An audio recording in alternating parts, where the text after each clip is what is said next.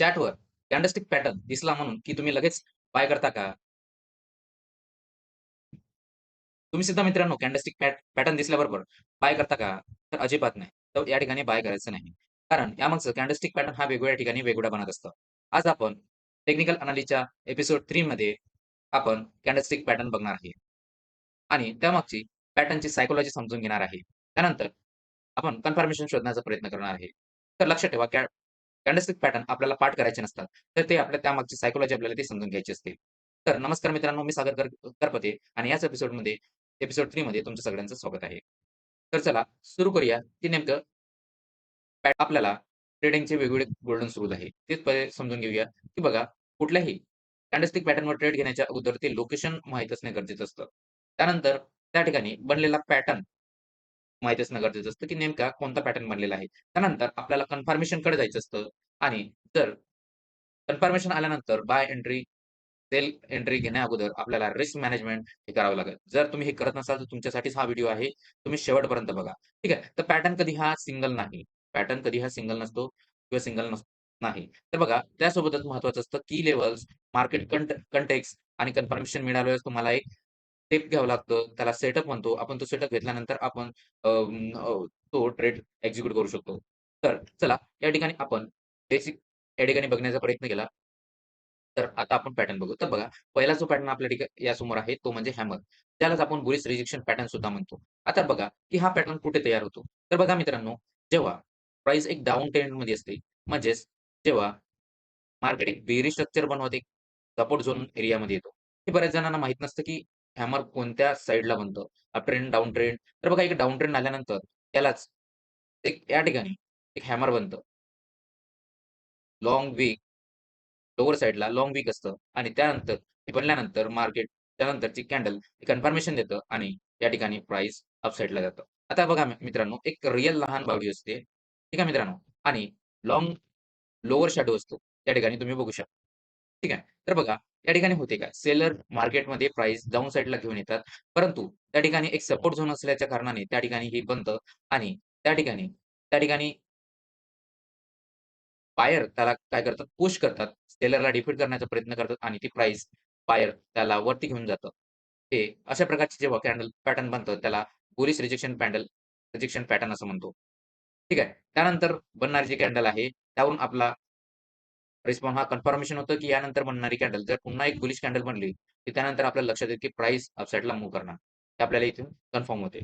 तर चला ही बाब तुम्हाला चांगल्या प्रकारे कळली असेल. आता आपण नेक्स्ट पॅटर्नकडे वळूया. नंतरचा पॅटर्न आहे शूटिंग स्टार. त्यालाच आपण इन्व्हर्टेड हॅमर सुद्धा म्हणतो. आता बघा हे काम कसं करते? तर बघा मित्रांनो हे आणि तयार कुठे होते? तर प्राइस एक अपट्रेंडमधून म्हणजे बायर मार्केटला अपसाइडला घेऊन जातात. परंतु एक एक लेव्हल येते आणि त्या लेव्हलला एक कॅन्डल तयार होते. त्या कॅन्डलला आपण शूटिंग स्टार असं म्हणतो किंवा इन्व्हर्टेड हॅमर असं म्हणतो. रेड कॅन्डल म्हणते किंवा ग्रीन सुद्धा असे तरी चालेल. परंतु ते एक लेव्हलपाशी बनलेली असावी. त्यानंतर त्यानंतर बनलेल्या कॅन्डल पुन्हा ते प्राइसला खाली घेऊन आणते. त्याला आपण काय म्हणतो शूटिंग स्टार कॅन्डल. तर बघा ही विक जी असते हे अप्पर साइडला असते. म्हणजेच प्राइस अप्पर साइड जाण्याऐवजी ती काय करते रिजेक्ट करते.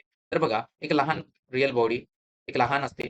ती डाउन साइडला लहान तिची बॉडी बनलेली असते आणि तिला विक जी असते ती खूप लाँग असते. या ठिकाणी तुम्ही बघू शकता. बघा, की बायरने प्राइस वर नेण्याचा प्रयत्न केला, पण सेलर त्या ठिकाणी ॲक्टिव्ह झाले आणि सेलरने ती प्राइस काय केली रिजेक्ट केली आणि त्याला स्वतःला कंट्रोलमध्ये घेतलं आणि प्राइस खाली घेऊन गेले. याला म्हटलं जातं शूटिंग स्टार पॅटर्न. त्यानंतर एक कॅन्डल बनली. पुन्हा ती एक रेड कॅन्डल बनली. त्यानंतर आपल्याला कन्फर्म झालं, की आता प्राइस डाउन साइडला जाणारच आहे. हे या पॅटर्नवरून आपल्याला कळतं. ठीक आहे मित्रांनो.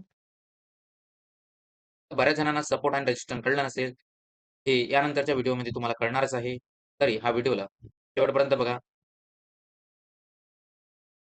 तर बघा मित्रांनो, हा तिसरा जो पॅटर्न आहे आपला बुलिश एंगल्फिंग पॅटर्न. या एंगल्फिंग पॅटर्नमध्ये एक डाउन ट्रेंड येतं आणि डाउन ट्रेंडमध्ये एक एक रिकव्हरी असतं. सपोर्ट एरियामध्ये एक रिकव्हरी करतं आणि त्या ठिकाणी पहिली कॅन्डल रेड आणि त्यानंतरची जी बनवलेली कॅन्डल ही जर ग्रीन बनत असेल आणि त्या पहिल्या कॅन्डलपेक्षा जर 2 पट 3 पट असेल किंवा स्ट्राँग बनत असेल, तर त्या ठिकाणी आपण बुलिश एंगल्फिंग कॅन्डल असं त्याला म्हणतो. म्हणजेच त्या ठिकाणी एक डाउन ट्रेंड आल्यानंतर एक अपट्रेंडसाठी प्राइस शिफ्ट करण्याचा प्रयत्न करते. तेव्हा त्या कॅन्डलला आपण बुलिश एंगल्फिंग कॅन्डल असं म्हणतो. बघा, एक रिअल कॅन्डल बनते, जी असते एक रेड. त्यानंतर दुसरी जी कॅन्डल असते, ती कॅन्डल एक स्ट्राँग कॅन्डल बनते. त्यालाच 2 कॅन्डलला मिळून ही बुलिश एंगल्फिंग कॅन्डल असे म्हणतात. हे बायरला दर्शवतात. या ठिकाणी ट्रेंड चेंज झालेला आहे, असं ते सांगण्याचा प्रयत्न करतं.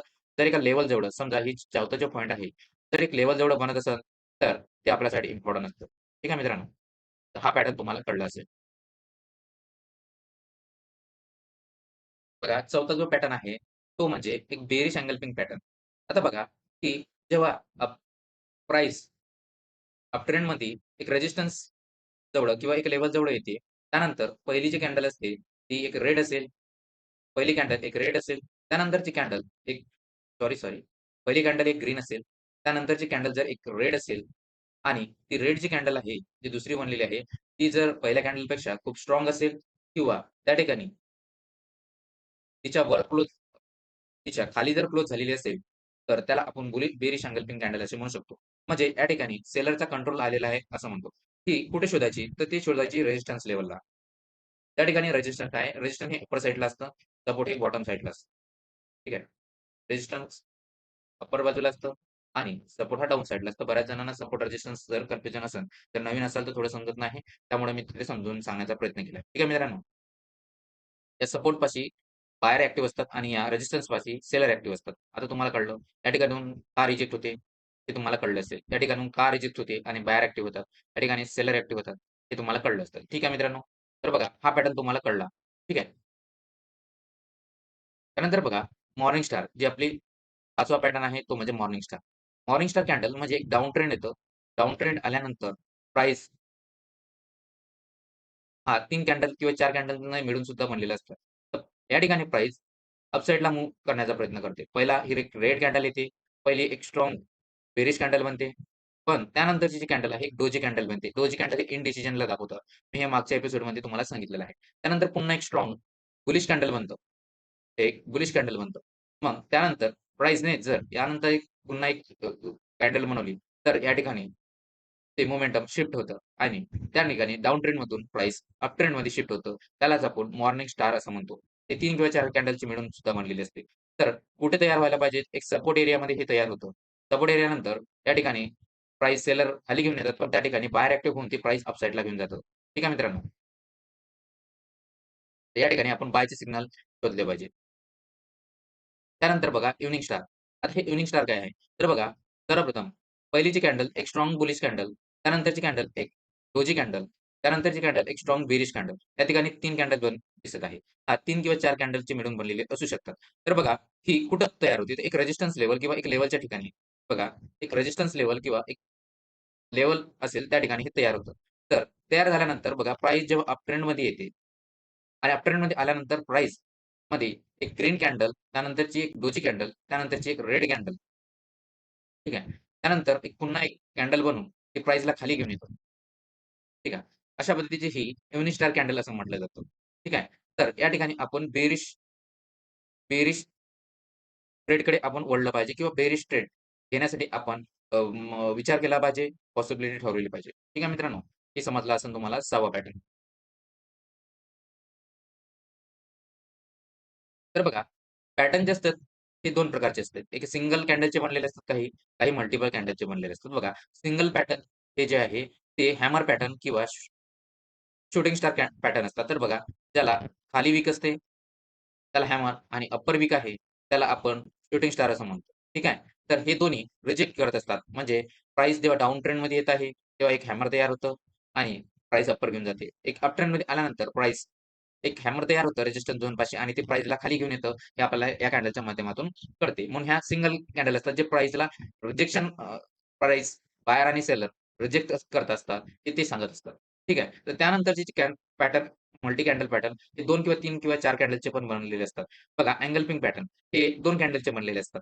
ठीक आहे मित्रांनो. त्यानंतर इव्हनिंग स्टार आणि मॉर्निंग स्टार हे 3 किंवा 4 कॅन्डलचे बनलेले असतात. तर हे सांगतात का काय आयडेंटिफाय करतात? तर बघा, हे प्रेशर शिफ्ट करण्याचा प्रयत्न करतात. म्हणजे ट्रेंड चेंज करण्याचा प्रयत्न करतात. ते डाउन ट्रेंडमध्ये आल्यानंतर अप ट्रेंड शोधण्याचा प्रयत्न करतात किंवा अप ट्रेंड असेल तर डाउन ट्रेंड शोधण्याचा प्रयत्न करतात. म्हणजे प्राइस एक लेव्हलमधून दुसऱ्या लेव्हलमध्ये किंवा ट्रेंडमध्ये शिफ्ट करण्याचा प्रयत्न हे पॅटर्न करतात. ठीक आहे मित्रांनो, हे तुम्हाला सिंगल आणि मल्टिपल कॅन्डल पॅटर्न हा तुम्हाला कळलाच असेल. ठीक आहे. तर त्यानंतर बघा एक पॅटर्न कधी फेल होतो? तर हा महत्त्वाचा पार्ट आहे. तर बघा एक डाउन ट्रेंड आल्यानंतर एक सपोर्ट एरिया हा या ठिकाणी आपल्याला बघायला मिळतो आणि त्या ठिकाणी एक ग्रीन कॅन्डल स्ट्राँग कॅन्डल बनते म्हणजेच बुलिश एंगल्फिंग पॅटर्न बनते. परंतु हा पॅटर्न त्यानंतर एक कॅन्डल तयार होते. ती पण एक स्ट्राँग कॅन्डल तयार होते. परंतु थोडी वीक तयार होते. पण त्यानंतर प्राइस त्याचा हाय ब्रेक न करता त्या ठिकाणी प्राइस त्याची लोवर ब्रेक करून हा सपोर्ट एरियाला ब्रेक करतो आणि त्या ठिकाणी जो पॅटर्न बनलेला होतो, हा त्या ठिकाणी पॅटर्न फेल होतो. अशाच प्रकारचे जेवढे पॅटर्न तुम्हाला दिलेले आहे, ते पॅटर्नचा थोडंसं विचार करा आणि ते कुठे फेल होतं ते बघा. बघा मार्केटमध्ये पॅटर्न दिसला की लगेच फॉलोअप घेऊ नका. ठीक आहे, सावध राहा. कारण की लेव्हल तुटला म्हणजे त्या ठिकाणी सेटअप तयार होतो असं नाही. ते इनव्हॅलिड सुद्धा असू शकतं किंवा बघा त्या ठिकाणी एक डाउन ट्रेंड आला त्यानंतर कन्फर्मेशन दिली, परंतु कन्फर्मेशन न कळले न वळता ती सपोर्टला ब्रेक करून खाली वळत गेली. त्या ठिकाणी तुम्हाला लक्षात येते की ट्रेडिंगमध्ये असे पॅटर्न भरपूर असतात, की ते फेल होतात. कारण ट्रेडिंगमध्ये कुठलीही गोष्ट 100% नसतं आणि मॅक्सिमम वेळा फेक ब्रेकआउट येण्याचे चान्सेस असतं. ते आपण लक्षात घेतलं पाहिजे. बिगिनरना ह्या गोष्टी माहिती नसतात. बिगिनरने ह्या लक्षात ठेवलं पाहिजे. तर बघा स्टॉप लॉस लावणे त्यावेळी फार महत्त्वाचे असते. त्या ठिकाणी किंवा कुठलाही ट्रेड घेण्याच्या अगोदर स्टॉप लॉस लावणे फार गरजेचं असतं. त्या ठिकाणी आपण स्टॉप लॉस लावू शकतो. ठीक आहे मित्रांनो. त्यानंतर बघा, त्या गोष्टी तुमच्या लक्षात आल्या असतात. बघा, कन्फर्मेशन घेण्या अगोदर तुम्हाला हे लक्षात आलं पाहिजे, की पॅटर्न कुठे बनलेला आहे किंवा कंप्लीट पॅटर्न तयार होऊ द्या. जसं आता आपण बघितलं, या अगोदरचंच एक्झाम्पल आपण बघितलं. पॅटर्न तयार होऊ दिला, परंतु ती प्राइस सपोर्ट एरिया येऊन ती ब्रेक केली. पॅटर्न तयार होऊ द्या. त्यानंतर कन्फर्मेशनची वाट बघा. ठीक आहे. तर बघा, दुसरी इम्पोर्टन्स लेव्हल आहे. ती लेव्हल होल्ड होती का नाही ते बघा. बघा, त्या अगोदरची जी ग्रीन कॅन्डल होती, पहिली ग्रीन कॅन्डल होती. त्यानंतरची पुन्हा ग्रीन कॅन्डल होती. परंतु याने ती प्राइस होल्ड केली नाही. त्यानंतरच्या प्राइसने तिचा लो ब्रेक करून त्या ठिकाणी सपोर्ट ब्रेक केला आणि त्या ठिकाणी पॅटर्न आपलं काय झालं, फेल झालं. त्या ठिकाणी आपल्याला लक्षात आलं. म्हणून बघा, की आपल्याला हे वारंवार बुक त्या ठिकाणी चेक करणं किंवा एका बुकवर लिहून बघणं फार गरजेचं असतं, की पॅटर्न फॉर्म झालाय की त्यावर टिक करणं, त्यानंतर लेव्हल होल्ड झालाय की टिक करणं, त्यानंतर पुन्हा एक कॅन्डल स्ट्राँग बनत असेल, त्यानंतर आपण तो विचार करायला पाहिजे, की या ठिकाणी आपण एंट्री घ्यायची की नाही. त्यानंतर जर व्हॉल्यूम त्या ठिकाणी चांगला असेल, बघा कॅन्डलसोबत एक कॅन्डलची व्हॉल्यूम असतात. व्हॉल्यूम म्हणजे त्या ठिकाणी असलेले पार्टिसिपंट म्हणजे त्याला आपण व्हॉल्यूम म्हणतो. त्या ठिकाणी जर खूप मोठी कॅन्डल बनत असेल मागील कॅन्डलपेक्षा, त्या ठिकाणी आपण बायिंग सेटअप विचार करू शकतो. बघा, नंतर कंडिशन 4 आपण फॉलो केली, आपण मार्क केली. त्यानंतर बघा, की एंट्री आपण घेतली, त्यासोबत आपल्याला एस-एल आणि टार्गेट सुद्धा लावणे गरजेचं असतं. ठीक आहे. फक्त प्रेडिक्शन लावून चालत नाही, तर त्या ठिकाणी आपल्याला ह्या सगळ्या कंडिशन फॉलो होणे गरजेचं असतं.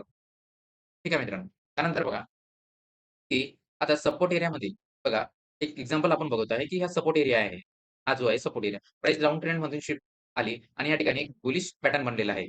आणि त्यानंतर प्राइसने कन्फर्मेशन दिली. त्यानंतर आणखी एक कॅन्डल बनल्यानंतर पूर्ण कन्फर्मेशन झाली. त्यानंतर एक स्ट्राँग व्हॅल्यूम या ठिकाणी तयार झालेली आहे. असं आपल्या लक्षात आलं आणि या मागील कॅन्डलमध्ये पण चांगला व्हॅल्यूम होता हे आपल्याला लक्षात आलं. तेव्हा आपण या ठिकाणी काय करू शकतो, विचार करू शकतो. ठीक आहे. बुलिश साइड एंट्री घ्यायची आपण विचार करू शकतो. ठीक आहे. आपण सपोर्ट एरिया बघितला, त्यानंतर पॅटर्न बघितला, बुलिश एंगल्फिंग पॅटर्न झाला. बुलिश एंगल्फिंग पॅटर्न झाल्यानंतर आपण त्याचा फॉलो घेतला, की कन्फर्मेशन घेतलं आणि इनव्हॅलिड नाही आहे, हे आपण या कॅन्डल विकून चेक केलं, की या ठिकाणी हाय ब्रेक केल्यानंतर त्यानंतर आपण एक टार्गेटचा विचार केला आणि टार्गेट कॅप्चर करण्याचा प्रयत्न केला. अशा पद्धतीचं प्लॅनिंग करून आपल्याला त्या ठिकाणी एंट्री घ्यावं लागतं.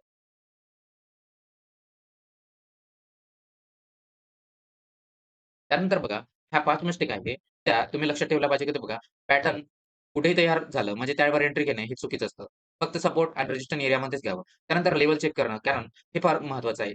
या ठिकाणी वेगवेगळे लेव्हल्स असतात. त्या लेव्हलच्या ठिकाणी जर बनत असेल, तर आपण इग्नोर केलं पाहिजे. ठीक आहे. ट्रेंड कोणता आहे ते बघितलं पाहिजे. त्यानुसार आपण एंट्री घेतली पाहिजे. त्यानंतर बघा, पॅटर्न दिसला की लगेच त्यावर एंट्री घेणं किंवा अर्ली एंट्री घेणं, पॅटर्न पूर्ण होण्या अगोदरच आता हा पॅटर्न बनणार आहे आणि त्या अगोदर एंट्री करणं हे अव्हॉइड केलं पाहिजे. त्यानंतर आपल्याला खूप लॉस होतं. त्यानंतर बघा, की एस-एल लॉजिक नाही. एस-एल आपण 4-5 कॅन्डल खाली लावलं, हे लॉजिक नसतं. त्या अगोदर आपण पॅटर्न कन्फर्म केला, त्या अगोदर एक प्रत्येक सेटअपचं एक एस-एल असतं. ते एस-एल आपण त्या ठिकाणी लावला पाहिजे. त्यानंतर आपल्याला ते कन्फर्म झाल्यानंतर आपण त्या ठिकाणी ट्रेड घेऊ शकतो बघा. ओव्हर कॉन्फिडन्स विचार करू नये, की या ठिकाणी प्राइस अपसाइडला जाणार आहे. असं डोक्यामध्ये टाकून तुम्ही स्वतःची सायकॉलॉजी लॉस करण्याऐवजी आपण त्या ट्रेड कन्फर्मेशनकडे आपण बघितलं पाहिजे. त्याचा विचार आपण केला पाहिजे. त्यानंतर आपण ट्रेडकडे वळू शकतो. तर बघा, आजच्या या एपिसोडमध्ये आपण काय-काय बघितलं, तर बघा, हे सर्वात महत्त्वाचा चार्ट आहे. तर आपण की लेव्हल्स बघितल्या, की बघा की लेव्हल सपोर्ट जवळ आहे की रेझिस्टन्स जवळ आहे हे बघितलं आणि त्यानंतर पॅटर्न बघितला, त्यानंतर बघितला सपोर्ट आणि रेझिस्टन्स, त्यानंतर आपण एंट्री घेतली. तर बघा, पूर्वीचा जो मूव्ह होता, कॉन्टेक्स्ट होता, आपल्याला तो समजलेला आहे का? एक डाउन ट्रेंड आलेला आहे, एक अप ट्रेंड आलेला आहे. त्यानंतर आपण ह्या पॅटर्नचा विचार केला. ते आपल्या लक्षात आलंय का? बघा, पॅटर्न पूर्ण झाला का? क्लोज झालाय का नाही? ते आपण बघणं फार गरजेचं असतं. त्यानंतर आपण त्या ठिकाणी एंट्री करू. तर बघा, फॉलो करण्या अगोदर आता कन्फर्म झालं की पॅटर्न या ठिकाणी झालेला आहे. परंतु त्यानंतरच्या कॅन्डलने आपल्याला पुन्हा कन्फर्मेशन गेली की हायर हाय बनवत आहे किंवा लोवर लोवर बनवत आहे. नंतर आपल्याला माइंडसेट बघा, अप साइडला असेल तर हायर हाय फॉर्मेशनमध्ये बघणे गरजेचं असतं. तर लोवर असेल तर मग ते लोवर साइडला कन्फर्मेशन बघणं गरजेचं असतं. तर बघा, त्यानंतर स्टॉप लॉस लावणे गरजेचं असतं. कारण प्राईस सपोर्ट किंवा रेझिस्टन्स कधीही ब्रेक होण्याची चान्सेस असतात. म्हणून आपल्याला एक चांगला स्टॉप लॉस लावणे फार गरजेचं असतं. कारण आपलं कॅपिटल आपल्याला सेव्हिंग करायचं असतं. त्यानंतर एक चांगला रिस्क रिवॉर्ड प्लॅन आपण स्वीकारणं गरजेचं असतं. कारण प्राइस अप साइडला जाऊन डाउन साइडला पण कधी पण ओढू शकतं. त्यासाठी एक चांगला रिस्क आणि रिवॉर्ड रेशिओ असणे फार गरजेचं आहे. तर बघा, आपण यामध्ये जे पॅटर्न शिकलो, ते hammer pattern, shooting star pattern, engulfing pattern आणि स्टार पॅटर्न. तर बघा, लोअर रिजेक्शन देतं. एक रिकॅप घेतो आहे तुमच्यासाठी. हॅमर देणार बनत असेल, एक लोअर रिजेक्शन घेतं, त्याला हॅमर. अपर रिजेक्शन घेत असेल, तर ते शूटिंग स्टार किंवा एंगल्फिंग म्हणजे एक मोमेंट शिफ्ट करण्याचा एक पॅटर्न आहे. मोमेंट एक ट्रेंड चेंज करतं. एंगल्फिंग पॅटर्न चेंज करतं. डाउन ट्रेंड म्हणून अप ट्रेंड किंवा अप ट्रेंड म्हणून डाउन ट्रेंड. हे आपल्या एंगल्फिंगमुळे घडते. तर बघा, ट्रान्झॅक्शन ते दाखवतं, ते स्टार कॅन्डल दाखवतं. ठीक आहे मित्रांनो? रिव्हर्स पॅटर्न दाखवण्याचा प्रयत्न करतं.